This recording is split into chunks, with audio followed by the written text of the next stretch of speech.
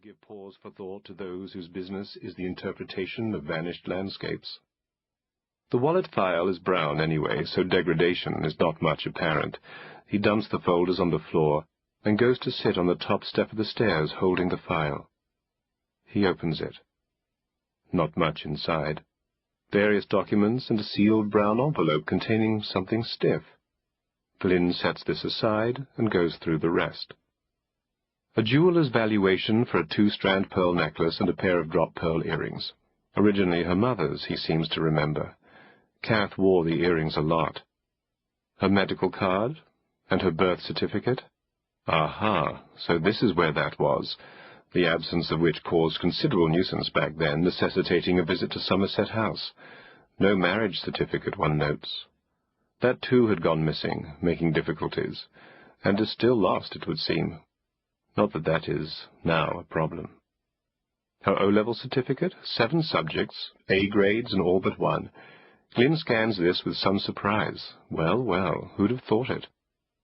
The injunction on the file's flap was presumably to herself. This was the repository for items she knew that she must hang on to, but, knowing herself, that she knew she was only too likely to lose. He experiences a stir of fondness which disconcerts him. And he has been entirely diverted from the hunt for that off-print, which is a matter of some urgency. Fondness is overtaken by annoyance. Kath is getting in the way of his work, which was not allowed, as she well understood. There is also a national savings certificate for £5 bearing a date in the mid-1950s, when she was about 8, for heaven's sake, and some cheque-book stubs and a post-office savings book showing a balance of £14.58, and a clutch of letters at which he glances. The letters are from Kath's mother, the mother who died when Kath was 16. Glynn sees no reason to be interested in these, and pushes them back into the file unread. He is left with a semi-opaque folder which turns out to hold a sequence of studio portraits of Kath. She is looking at him in glossy black and white, now made manifest entirely. Young Kath, a backlit Kath with bare shoulders, head turned this way or that, eyes to the camera or demurely lowered, provocative smile, contemplative sideways gaze.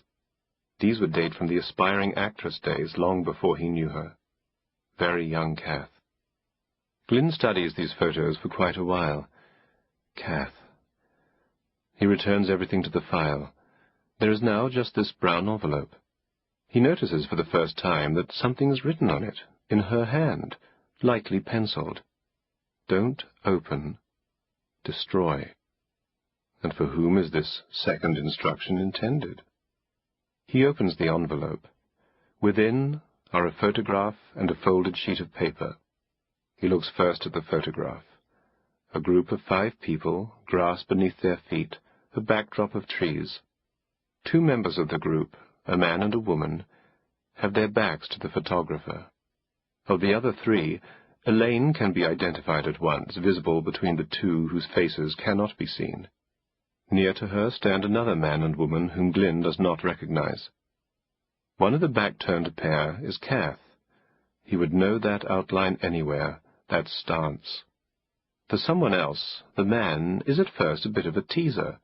Familiar, surely, the rather long dark hair, the height, a good head taller than Kath, a slightly hunched way of standing. Glynn brings the photo closer to his face for more minute inspection, and then he sees. He sees the hands. He sees that Kath and this someone, this man, have their hands closely entwined, locked together, pushed behind them so that, as they stand side by side in this moment of private intimacy, this interlocking of hands would be invisible to the rest of the group, except to the photographer, who may or may not have been aware of what had been immortalized, the freeze-frame revelation. And now Glynn recognizes the someone, the man. It is Nick. He turns to the folded piece of paper that accompanied the photograph. He feels as though gripped by the onset of some incapacitating disease, but this paper requires attention. Handwriting. A brief message. I can't resist sending you this. Negative destroyed, I'm told. Blessings, my love. No signature. None needed. Neither for Kath then, nor now for Glynn. Though confirmation is needed, somewhere he will have an instance of Nick's handwriting. A signature, a letter from way back when he was a consultant, or some such nonsense on that landscape history series Nick published, and of which he endlessly and ignorantly enthused, as Nick always did. The disease now has him by the throat. The throat, the gut, the balls. What he feels is, well, what he experiences is the most appalling stomach-churning, head-spinning cauldron of emotion. Rage is the top note. Beneath that, a seethe of jealousy and humiliation, the whole primed with some kind of furious drive and energy. Where? When? Who took this photograph? Who presumably passed it on to Nick and destroyed the negative? The telephone rings down in his study. Such is Glyn's powered state, his consuming purpose, that he is at once on his feet and halfway down the stairs to pick it up and snap, "I'm not available, sorry. I cannot be doing with you right now, because I have just learned that the woman who was once my wife had an affair with her sister's husband, apparently, at some time yet to be identified. I am evidently a dupe, a cuckold. My understanding of the past has been savagely undermined. You will appreciate that for the foreseeable future this requires all my attention." The phone stops. Of course. The answer phone is on. Glyn returns to the top of the stairs. He sits holding the photo and the sheet of paper, looking from one to the other. Kath is everywhere now. The landing is full of her, and the staircase, and the big, brimming, treacherous cupboard. There are dozens of her, from different times and at different places, all talking at once, it seems. She curls up against him in bed, chattering about some film she has just seen. She puts her head round the door of his study, sunnily smiling, offering coffee. She skids ahead of him down a Cumbrian hillside, a small, brilliant figure in a red jacket. Questions are pouring through his head. When and where and who? But also, who else? Who else knew about this? Did Elaine know? Did Elaine connive? Was this matter common knowledge? Was he the innocent, the fool? Did people mutter to one another, throw him patronizing glances? And for whom did she pencil that scribble on the envelope? Don't open, destroy. For herself? For me? Did she plan this step by step? Did she plan this moment? That she would fall from the landing cupboard, set me ablaze? Well, no. Because Kath was not like that. Kath never planned. Kath never looked beyond tomorrow. Kath seized the days as they came and discarded them when done. No, she came across that file one day into which she had shoved various items. She flicked through them, looking for something, maybe, and saw that envelope. Took out the photo and the sheet of paper, thought, oops, scribbled on the envelope, shoved everything back. But why not just kill the photo there and then? Because she might want to look at it again. Because it meant something to her. Something? A great deal. Everything.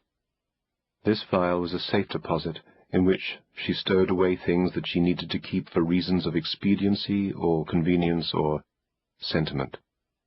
Why not segregate the categories, one file for documents, another for matters of the heart? Because Kath never operated like that, in a careful, considered, rational way. She simply pushed these things into the same file because she wanted or needed to hang on to them. And on the occasion when she wrote these words in that envelope, perhaps the phone rang while she was riffling through the contents. She put everything back, then had a sudden thought. She pulled out the envelope, quickly scribbled on it, returned it to the file, put the file in the drawer or the cupboard or wherever she kept it at the time, and forgot about it.